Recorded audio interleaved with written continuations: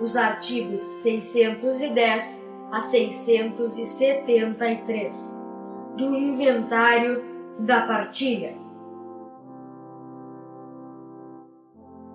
O inventário é necessariamente judicial? Depende. Havendo testamento ou interessado incapaz, o inventário é necessariamente judicial.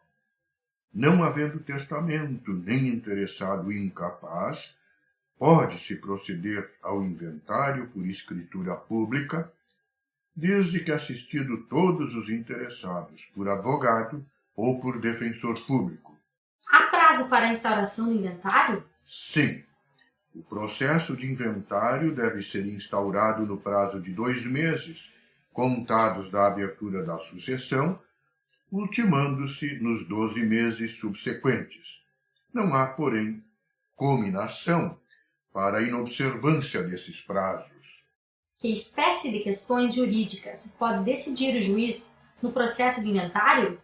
O juiz pode decidir qualquer questão jurídica, desde que provados os fatos mediante prova exclusivamente documental.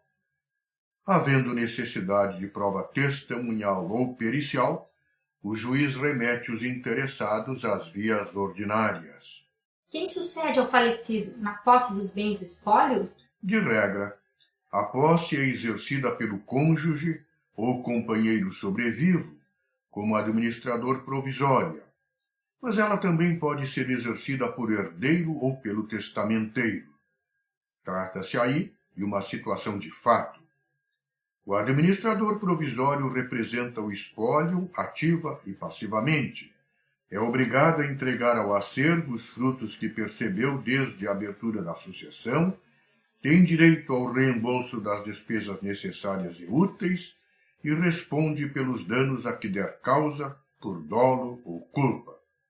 Desde o compromisso, o inventariante representa ativa e passivamente o espólio, cabendo-lhe também a posse dos respectivos bens. Quem deve requerer o inventário? No prazo de 2 meses, contados da abertura da sucessão, deve o administrador provisório requerer o inventário e partilha. Não o fazendo, podem, concorrentemente, requerer a abertura do inventário o cônjuge ou companheiro supérstite, o herdeiro, o legatário, o testamenteiro, o cessionário do herdeiro ou do legatário, o credor do herdeiro, do legatário ou do falecido, o Ministério Público, havendo herdeiros incapazes, a Fazenda Pública, tendo interesse, o administrador judicial da falência do herdeiro, do legatário, do falecido ou do cônjuge ou companheiro supérstite. Requerida a abertura do inventário, o que faz o juiz? Requerida a abertura do inventário, o juiz nomeia inventariante, observando a ordem prevista no artigo 617, o qual é intimado para prestar o compromisso de bem e fielmente desempenhar a função. Desde esse momento, ele passa a representar o espólio ativa e passivamente, incumbindo-lhe também a administração do espólio, com os poderes previstos no artigo 619, entre os quais o de alienar bens de qualquer espécie. Tendo o inventariante prestado o compromisso, qual o ato subsequente? Seguem-se as primeiras declarações, prestadas pelo inventariante por termo ou por seu procurador, com poderes especiais, por petição. O conteúdo das primeiras declarações consta do artigo 620, podendo o inventariante ser acusado de sonegação no caso de omissão. Como se procede depois das primeiras declarações? Feitas as primeiras declarações, o juiz manda citar o cônjuge, o companheiro, os herdeiros e os legatários, e intimar a Fazenda Pública, o Ministério Público se houver herdeiro incapaz ou ausente, bem como o testamenteiro, se houver testamento, os quais têm o prazo comum de 15 dias para se manifestar sobre as primeiras declarações, podendo oferecer impugnação. Decorrido esse prazo, cabe à Fazenda Pública informar ao juiz o valor dos bens de raiz descritos nas primeiras declarações, com base nos dados constantes de seu cadastro imobiliário. Havendo impugnação, O que acontece? Havendo arguição de erro, omissão ou sonegação de bens, julgando procedente a impugnação, o juiz manda retificar as primeiras declarações. Havendo reclamação contra a nomeação do inventariante, o juiz nomeia outro, se for o caso. Sendo contestada a qualidade de herdeiro, incluído como tal nas primeiras declarações, o juiz remete o impugnante às vias ordinárias, se não puder decidir a questão com base em prova exclusivamente documental, ficando sobreestada até o julgamento da ação a entrega do quinhão ao herdeiro admitido. E se, pelo contrário, o inventariante houver omitido o nome de alguém que se considera herdeiro? Aquele que se julgar preterido pode, antes da partilha, requerer sua admissão no inventário. Não podendo o juiz decidir a questão com base em prova exclusivamente documental, o juiz remete o requerente às vias ordinárias, mandando reservar, em poder do inventariante, o quinhão do herdeiro excluído, até que se decida o litígio. O que se faz não havendo impugnação ou decididas as que foram opostas? Não havendo impugnação ou decididas as que foram opostas, o juiz nomeia perito para avaliar os bens do espólio, se não houver na comarca avaliador judicial, expedindo-se carta precatória para avaliação dos bens situados fora da comarca, salvo-se de pequeno valor, ou perfeitamente conhecidos pelo perito nomeado. O inventariante pode ser removido? Sim, o inventariante pode ser removido de ofício ou a requerimento, 1. Se não presta no prazo legal as primeiras ou as últimas declarações. 2. Se não dá ao inventário andamento regular, se suscitar dúvidas infundadas ou se praticar atos meramente protelatórios. 3. Se por culpa sua bens do espólio se deteriorarem, forem dilapidados ou sofrerem dano. 4. Se não defende o espólio nas ações em que for citado, se deixa de cobrar dívidas ativas ou se não promove as medidas necessárias para evitar o perecimento de direitos. 5. Se não presta as contas, ou se as que houver prestado não forem julgadas boas. 6. Se sonega, oculta ou desvia bens do espólio. A avaliação pode ser dispensada? Sim, havendo concordância dos herdeiros e da fazenda pública com os valores indicados pelo inventariante. Não tendo sido dispensada a avaliação, como se procede? Entregue o laudo de avaliação, segue-se o prazo comum de 15 dias para eventuais impugnações, que são decididas pelo juiz. E depois? A seguir, o inventariante apresenta as últimas declarações, ouvem-se as partes no prazo comum de 15 dias, procede-se ao cálculo do imposto de transmissão de bens, ouvindo-se a respeito as partes e a fazenda pública no prazo de 5 dias, após o que o juiz julga o cálculo do tributo. E quanto às dívidas do espólio? Antes da partilha, podem os credores do espólio requerer ao juiz do inventário o pagamento das dívidas, ainda que não vencidas, por petição acompanhada de prova literal da dívida. Não havendo oposição, o juiz declara habilitado o credor, determinando que se separem bens suficientes para o pagamento. Havendo oposição, o juiz remete o credor às vias ordinárias, podendo determinar a reserva, em poder do inventariante, de bens suficientes para o pagamento.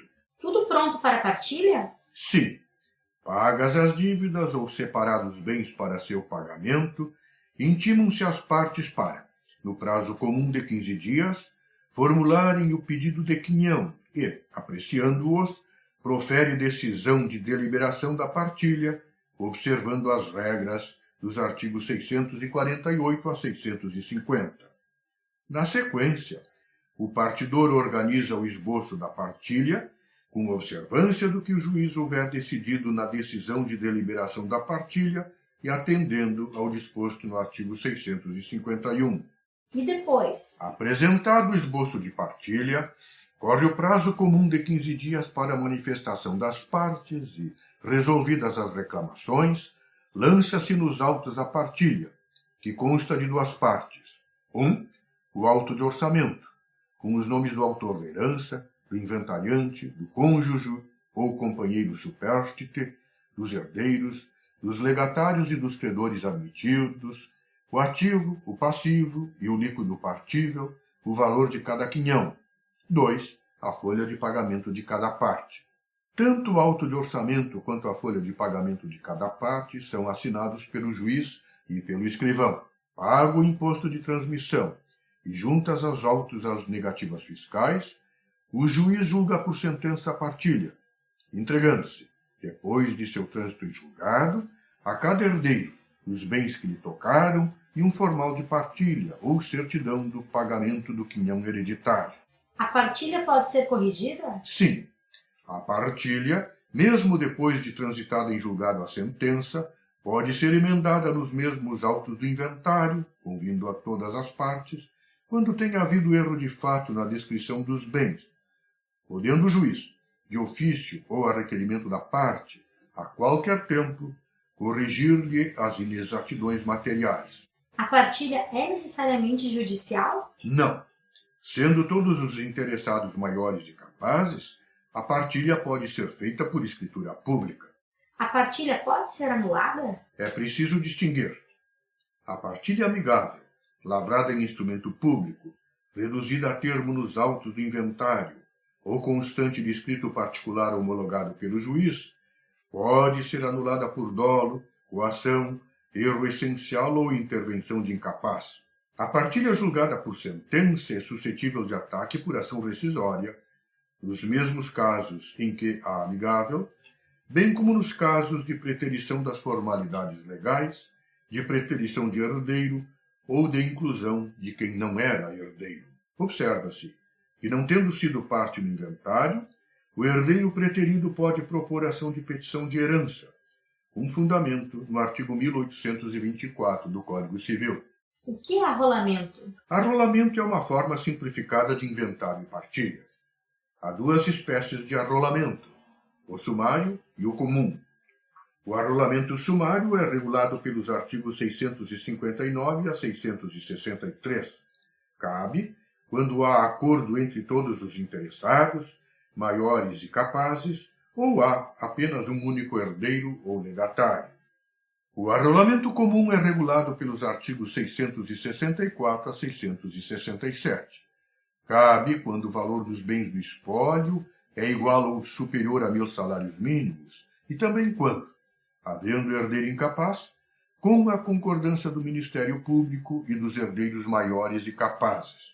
Qual o procedimento do arrolamento sumário? Na petição de inventário sob a forma de arrolamento sumário, os herdeiros requerem ao juiz a nomeação do inventariante que designarem, declaram os títulos dos herdeiros e os bens do espólio e atribuem valor aos bens do espólio.